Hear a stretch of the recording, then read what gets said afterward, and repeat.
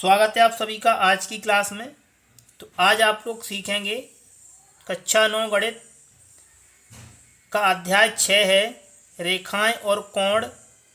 इसके अंतर्गत जो प्रश्नावली है 6.2, इसके प्रश्न नंबर 1 को सबसे संक्षिप्त और सरल विधि से आपको समझाएंगे।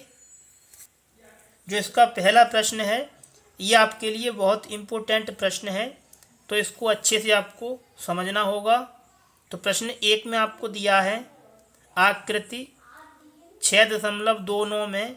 इसमें जो आकृति है ये दी गई है। इसमें दिया है यदि ए बी समांतर सी डी, तो इसमें आपको दिया है जो ए बी रेखा है ये सी डी के समांतर है, और आगे दिया है सी डी समांतर ई एफ, और जो सी डी रेखा है वो ई एफ के समांतर है, और y अनुपात z बराबर 3:7 है। तो x का मान ज्ञात कीजिए। तो इसमें आपको x का मान है इसको ज्ञात करना है। तो आइए इसको हल करते हैं। अब आगे आपको क्या करना है, आपको जो प्रश्न में दिया है इसको लिखना है। तो प्रश्न में आपको दिया है y अनुपात z बराबर 3:7। तो पहले इसको लिखेंगे। तो यहाँ पर आपको लिखना है दिया है, इसमें आपको दिया है y अनुपात z, तो इसको लिखेंगे y अनुपात z बराबर 3:7। 3:7, ठीक है। और इसमें जो x का मान है ये ज्ञात करना है। तो यहाँ पर आपको लिखना है x बराबर आपको इसमें निकालना है, ठीक है। अब आगे आपको क्या करना है, इसमें y का मान है 3 और z का मान है 7। तो ये अनुपात हटाने के लिए आपको क्या करना है, इसमें कोई चर मान लेना है। तो यहाँ पर लिखेंगे माना y बराबर इसको मान लेना है 3a। इसी प्रकार मानेंगे z बराबर, तो z का मान है 7, तो इसको मानेंगे 7a।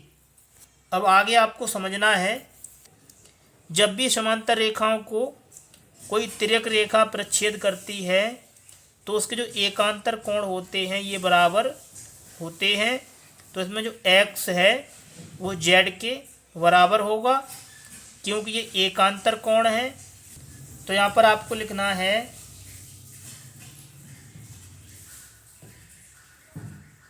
चित्र से, ठीक है। तो चित्र में जब ए बी समांतर ई एफ है तो इसको यहाँ लिखना है ए बी समांतर ई एफ, ठीक है।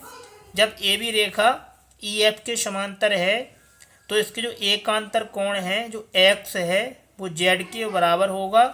तो यहाँ पर आपको लिखना है x बराबर z।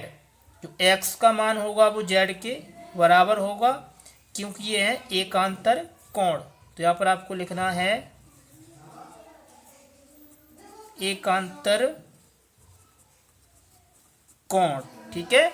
अब आगे आपको समझना है, इसमें जो ए बी है वो सी डी के समांतर है।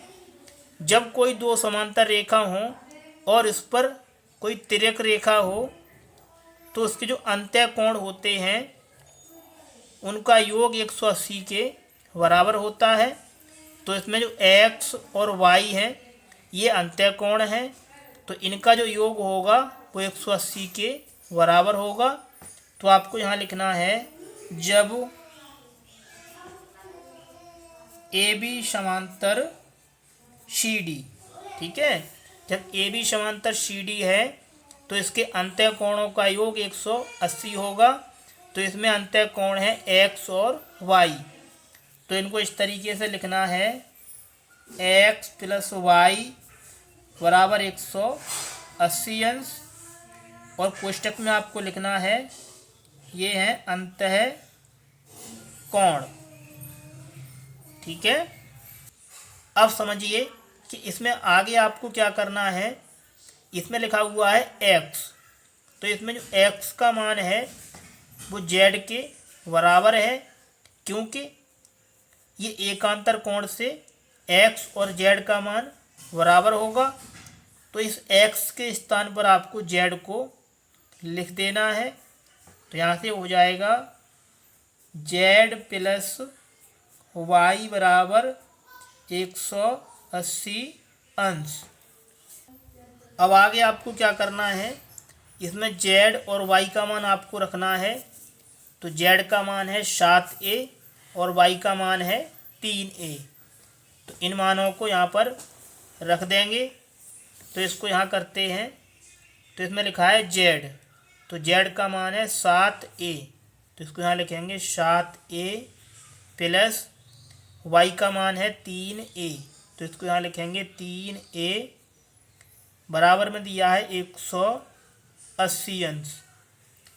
अब इसको हल करेंगे तो यहाँ से आएगा 7 और 3 10a बराबर 180 अंश।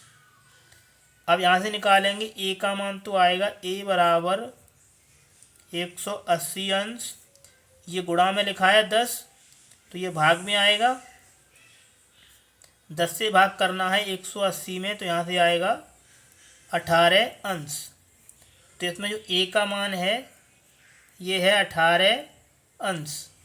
अब आगे आपको क्या करना है, जो a का मान है इसको आप इसमें रखेंगे, तो यहाँ से आपको y और z का मान मिलेगा। उसके बाद में x का मान भी प्राप्त करेंगे।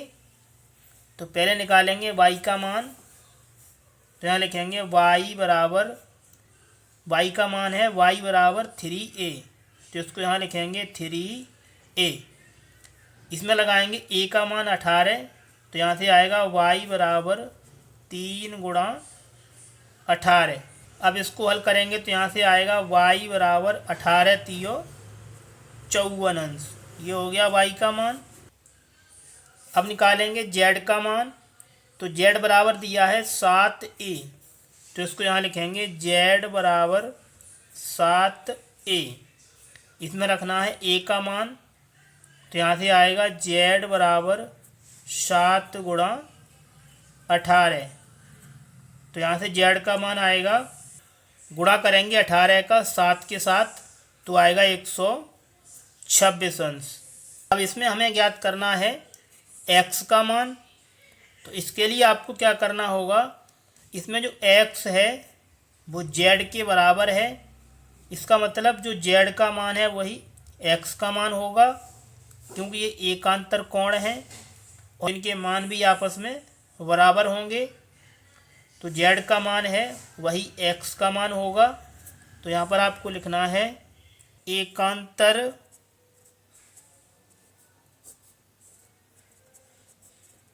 कोण x बराबर z है। ठीक है, तो z का मान है 126, तो इसको यहाँ रखना है। तो यहाँ से आएगा x बराबर 126 अंश। ये हो जाएगा x का मान। तो इस प्रकार आपको जो x का मान है इसको ज्ञात करना होगा। यदि आपको वीडियो में कोई स्टेप समझ में नहीं आई है तो वीडियो को एक बार पुनः अवश्य देख लें। ये हो जाएगा इस प्रश्न का आंसर। यदि आपको ये वीडियो अच्छी लगी है तो वीडियो को लाइक और शेयर अवश्य करें। चलिए मिलते हैं आपसे अगली क्लास में इस प्रश्नावली के बचे हुए सवालों के साथ।